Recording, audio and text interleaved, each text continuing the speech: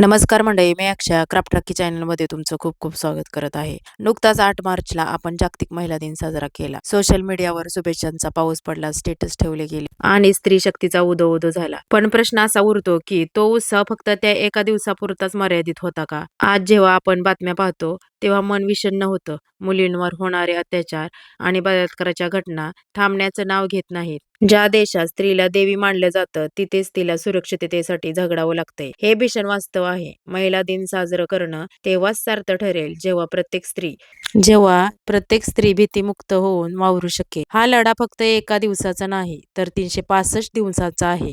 आपल्या मातीत स्त्री शक्तीचा महिमा अनादी काळापासून गायला आहे. संत सोयराबाई म्हणतात, अवघा रंग एक झाला, रंगी रंगला श्रीरंग.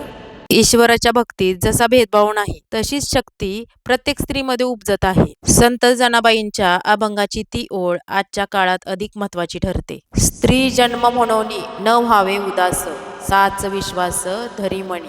अर्थात स्त्री म्हणून जन्माला आलो म्हणून कधीही दुःखी होऊ नका. उलट स्वतःच्या शक्तीवर विश्वास ठेवा. स्त्री म्हणजे केवळ सोशिकपणा नाही, ती घराची माया आहे. पण वेळ पडली तर तीच माया रणरागिणी बनून अन्यायाचा प्रतिकार करण्याची ताकदही ठेवते. अंधार कितीही दाट असला तरी जिद्दीच्या जोरावर अनेक स्त्रियांनी स्वतःचा मार्ग उजळला आहे. आज महिला कोणत्या पदावर नाहीत. राष्ट्रपती द्रौपदी मुर्मू गरीब साध्या घरातून देशाच्या सर्वोच्च पदावर पोहोचलेल्या जिद्दीचं प्रतीक आहेत. सावित्रीबाई फुले ज्यांनी शेणगोळ्यांचा मारा सोसून आपल्यासाठी शिक्षणाची कवाडे उघडली. क्रीडा आणि अंतराळ पी.टी. उषा, मेरी कोम, सिंधू पासून ते कल्पना चावला पर्यंत या सर्वांनी भारताचा तिरंगा जगाच्या नकाशावर मानाने फडकवला आहे. या रणरागिणींनी हे सिद्ध केले की आमचे हात फक्त पाळणा हलवण्यासाठी नाहीत तर नीतीलाही वाकवण्यासाठी समर्थ आहेत. मग ती प्रशासकीय अधिकारी असो किंवा सीमेवर लढणारी जवान, आज स्त्री प्रत्येक क्षेत्रात अव्वल आहे. म्हणूनच महिला दिन होऊन गेला तरी आपल्याला हा सन्मान रोज जपायचा आहे. स्वतःला आपला समजणं सोडून द्या.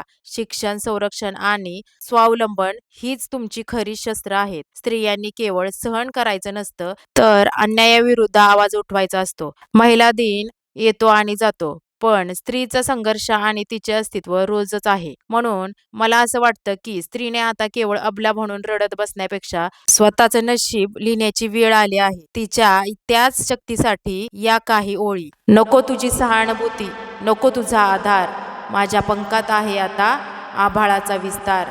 मी सावित्रीची लेक आहे, मी जिजाऊची तलवार, अन्यायाला गाडण्या सज्ज माझा हा अवतार.